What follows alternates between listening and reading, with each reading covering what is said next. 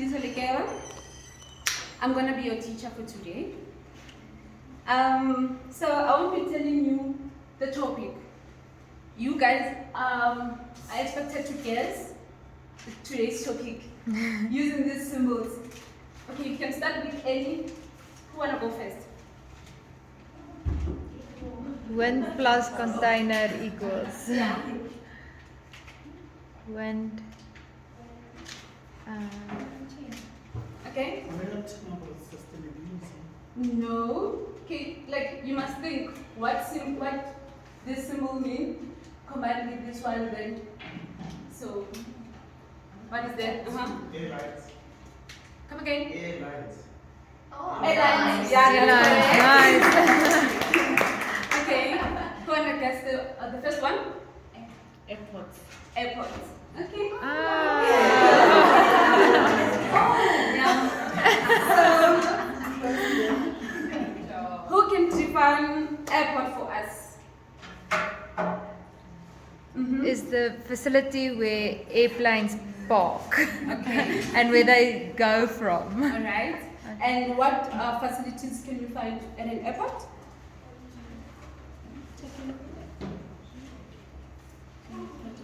Restaurants, Uh-huh. Anyone? bag wraps. Okay. Okay, we can also find hangars, fire and rescue facilities, cargo facilities, passenger facilities. Okay, who can define an airline?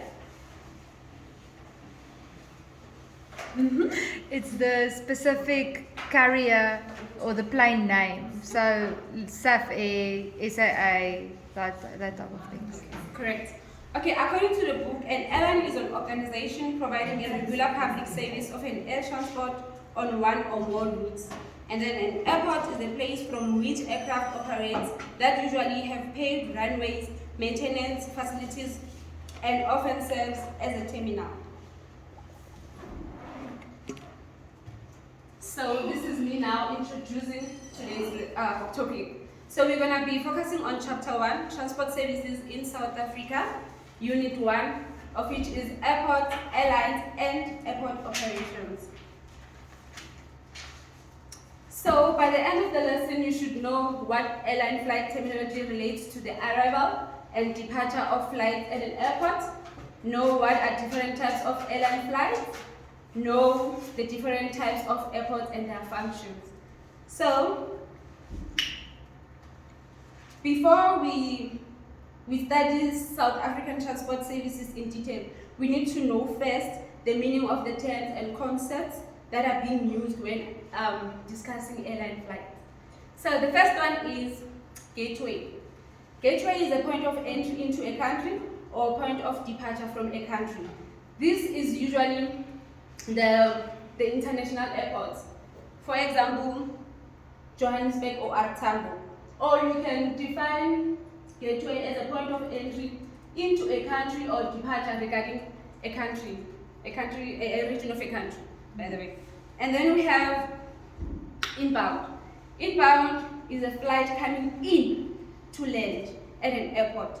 It could be coming from another country or merely in the same destination, in the same country.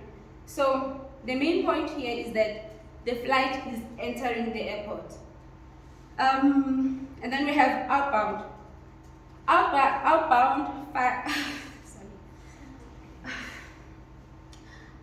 Outbound flight is a flight that is leaving an airport. So taking off to another destination, either in the same country or another country. Here the main point is that the flight is leaving. So you guys know the difference between an inbound and an outbound, right? Yes, ma'am. Inbound is Coming in. outbound is, Going out. and then we have domestic flights. If you know domestic tourism, then you will know what is a domestic flight. A domestic flight are flights that flies within the country borders. For example, in South Africa, a flight from Johannesburg to Cape Town, Gauteng to Western Cape. And then we have regional flights.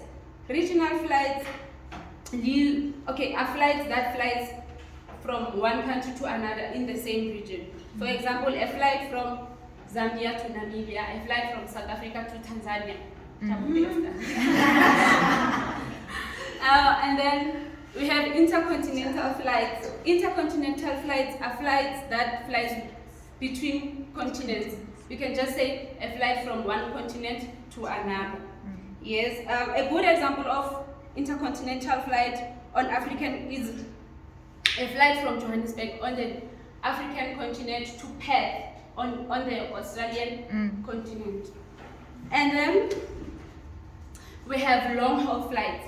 These flights are generally overnight flights because they allow passengers to sleep during the flight since they are long and very tiring. And they can take up to 24 hours. And then we have medium-haul flights. These flights are between 3 hours and 8 hours. For example, a flight from Johannesburg to Cairo, since it takes like about 5 hours.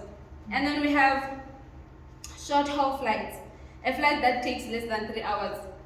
An example here is a flight from Johannesburg to Cape Town, since it takes 2 hours.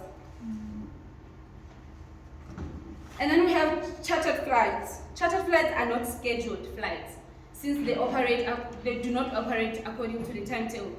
They operate only when they are specially requested. And in most cases, they are used by people who have money, like private jets. Yes. And then we have international airports.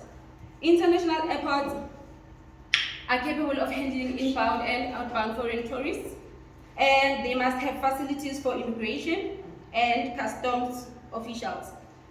Then we have national airports.